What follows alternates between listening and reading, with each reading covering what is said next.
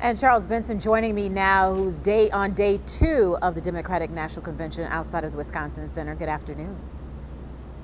Good afternoon. We're going to talk postal politics now playing out in Wisconsin. Let's bring in our political panel for this week. We have former Republican Governor Scott Walker and former Democratic candidate for governor Mahlon Mitchell, who's also president of the Professional Firefighters of Wisconsin and a DNC at-large member. Thank you both for being here. Let's talk about the lawsuit filed by Attorney General Josh Kaul, where he says, quote, the Trump administration's attack on the USPS shortly before an election in which record-breaking use of mail-in voting will take place must be stopped. Mahlon, let me ask you, we did see some concerns around the April 7th election.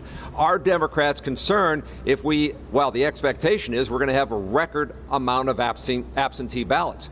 What's the concern here? Well, we're going to have a record number of absentee ballots because we're in a pandemic, and that's a serious concern. But this is, in my opinion, it's just another desperate attempt of Trump and his cronies to rig this election, this time using the United States Postal Service. It's just another example of who he is. You know, we shouldn't have to even debate this because voting is a civil right. And we should want more people to vote. Actually, the strength of our democracy is in people being able to go to the polls and vote. In this case, mail-in or absentee balloting. So we should actually create less barriers for people to vote. And I don't care who you vote for, Democrat or Republicans. Republicans do mail-in voting too, but let people vote. That's the strength of your democracy.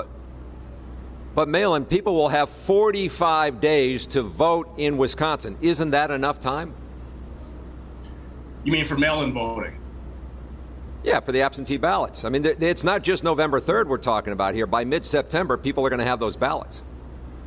Right, but it's creating less barriers for people to vote. So yeah, it's a tough time, but why should we create more barriers for people to vote? It is something that is our inalienable right to be able to vote. So we need to make sure that we can do everything we can to make sure everyone gets their voices heard. And that's the strength of our democracy, to be able to vote. Governor Walker, do you share any concerns here about the postal office and whether it'll be able to deliver when we see a record amount of absentee ballots? There's going to be absolutely no problem, I think, voting here in Wisconsin. In fact, nationally, the Postmaster General said earlier today that they're not going to make those changes between now and the election. So that should be no problem in terms of voting. If anything, we just got to make sure we didn't have the kind of problems we had in Milwaukee earlier this year, where it wasn't the post office, it was the city of Milwaukee going from 180 different polling places down to 5, even though, and this wasn't a partisan issue, even though Governor Evers said he would send out members of the National Guard to help man those polling places, yet they collapsed it down. That cannot happen this November. People need to have the chance to vote either in person or absentee. I had no problems voting absentee for the election just a week ago. I would anticipate no problems doing it in November.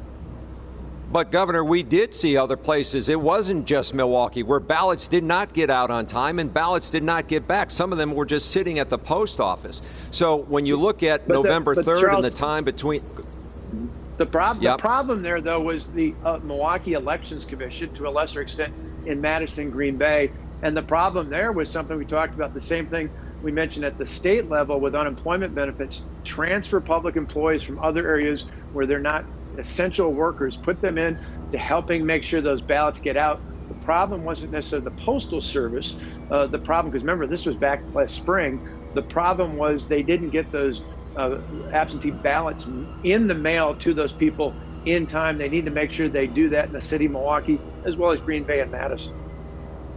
All right, let me move on to another topic. The Democrats at the DNC are making a play for Republican voters. Last night, former Ohio governor, a longtime Republican, John Kasich, who ran against Donald Trump, says he's backing Joe Biden. Let's listen to what he said. Because we're being taken down the wrong road by a president who is pitted one against the other. He's unlike all of our best leaders before him, who worked to unite us, to bridge our differences, and lead us to a united America. Governor Walker, imagine Governor Kasich is a friend of yours 4 years ago when he ran in Wisconsin against Donald Trump and Ted Cruz. He got about 150,000 votes, 15% of the vote. Should Republicans be concerned that this will help Joe Biden? No, I mean, in the end, this is a guy who now gets paid by CNN to attack the president nearly every day on their programs out there. So I don't think this was unexpected, I should say.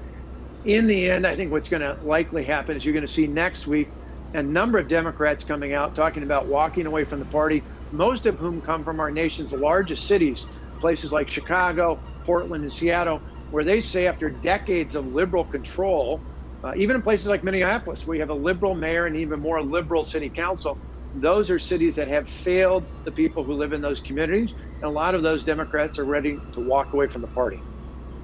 Mahlon, yes, we're going to hear from Democrats next week who are going to back Trump. What do you say to that?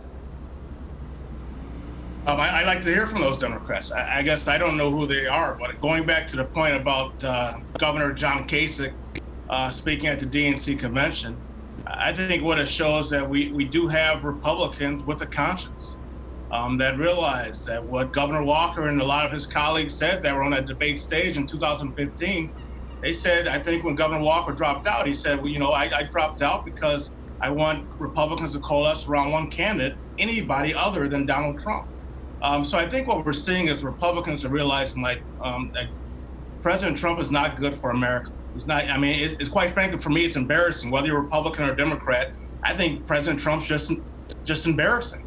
And we need someone in the White House that's actually going to do the job. And President Trump is not doing that job. And I think we're seeing a lot of Republicans coming out and realizing that they have to actually vote with their conscience.